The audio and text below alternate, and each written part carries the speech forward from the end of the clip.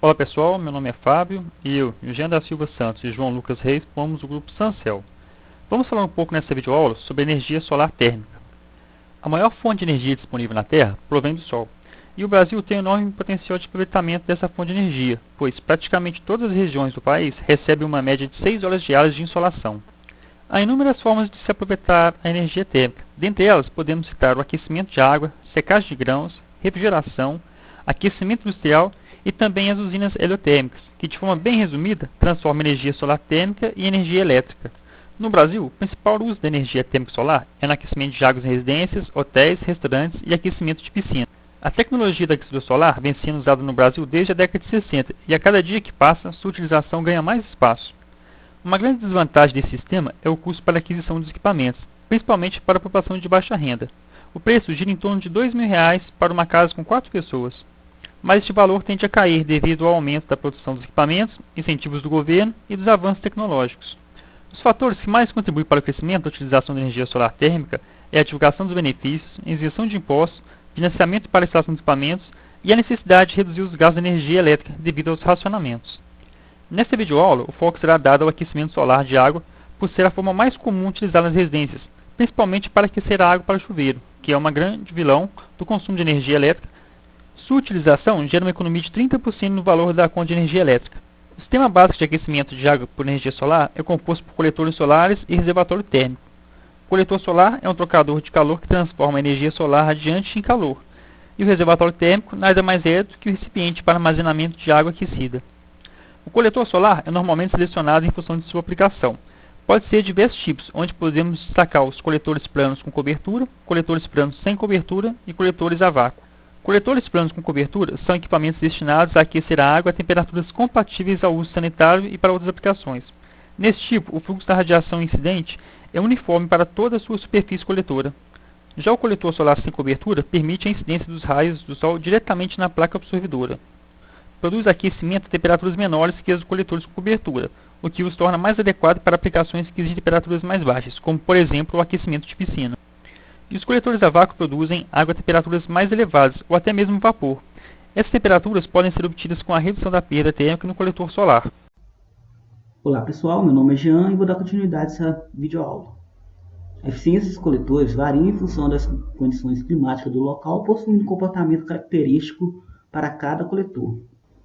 Quanto ao posicionamento, exposto de tal forma que a incidência da radiação solar atinge os coletores o mais perpendicularmente possível. É recomendável que o sistema possua uma inclinação equivalente à latitude da região onde será instalado o sistema solar, somando-se 10 graus. O maior aproveitamento ocorre quando os coletores solares são direcionados para o norte geográfico. A instalação pode ser realizada dentro de uma faixa de tolerância da direção, conforme exemplificado na figura 2. A figura 3 apresenta um gráfico comparativo de rendimento entre os coletores planos com cobertura e sem cobertura e coletores a vácuo. Os coletores devem ser interligados entre si conforme orientação do fabricante. Eles podem ser associados em paralelo, série ou misto. A associação série permite maior temperatura para determinado volume de água. Entretanto, diminui a eficiência de troca de calor entre a água e o coletor.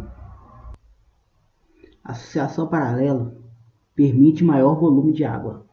A associação mista é um intermediário entre a associação paralela e a associação série. Essas associações são mostradas na figura 4. Associação paralela, associação série e associação mista. A produção de água quente pode ser armazenada em reservatórios térmicos, permitindo sua disponibilização em função da real necessidade dos usuários. Esses reservatórios térmicos são cilindros comumente de aço inoxidável isolados termicamente com poliuretano ou outro material isolante térmico. Possuem basicamente entrada e saída de água para os coletores, entrada de água fria e saída de água quente. Os reservatórios podem ser do tipo sem trocador, com trocador do tipo serpentina interna e com trocador do tipo camisa. No reservatório sem trocador, a água de consumo é a mesma que passa pelo sistema de aquecimento, exceto quando utilizado trocadores externo aos reservatórios. O reservatório com serpentina e o reservatório com camisa são sistemas de troca de calor do tipo indireto, onde a água quente que circula pela serpentina ou pela camisa externa troca calor por condução com a água destinada ao consumo. Esses modelos são representados na figura 5. Princípio de funcionamento. Conhecidos os componentes básicos que compõem o sistema de aquecimento solar, vamos mostrar como eles são conectados e qual o princípio básico de funcionamento. A caixa de água fria abastece o reservatório térmico através da tubulação de cobre. O reservatório térmico abastece os coletores solares com água fria. Os coletores solares absorvem o calor do sol e aquecem a água. A água aquecida retorna ao reservatório e é armazenada. Assim, a água quente é disponível para o consumo. A figura 7 mostra um exemplo de instalação de um aquecedor solar para banho. Termofissão, circulação natural. A circulação da água faz-se por conversão natural, induzida pela diferença de densidade entre água quente e água fria. A circulação aumenta com a intensidade da radiação solar. Para sistemas de grande porte, talvez seja necessária a instalação de bombas hidráulicas, assim como para aquecimento de piscina. Quanto à instalação, deve-se tomar as seguintes considerações: garantir uma diferença de altura mínima 30 cm entre a parte mais alta dos coletores e a base, o reservatório.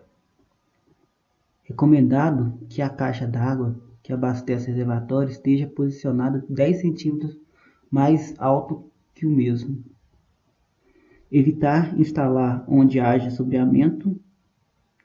Devem estar mais próximos do local de consumo. Quanto ao projeto, a ABNT estipula as seguintes normas: NBR 7198/93, projeto e execução de instalações prediais de água quente, a NBR 15569, sistema de aquecimento solar de água em circuito direto, projeto de instalação, mais calcular o reservatório térmico de acordo com o consumo de água quente, calcular o número de painéis necessário e a área de instalação. Aqui temos a usina de energia solar PS10, que é a primeira torre de concentração de energia solar comercial da Europa, operando próximo a Sevilha, na Espanha. A torre de energia solar produz 11 megawatts de eletricidade com 624 grandes espelhos móveis chamados heliostats. Demorou 4 anos para ser construída. Até agora custou 35 bilhões de euros.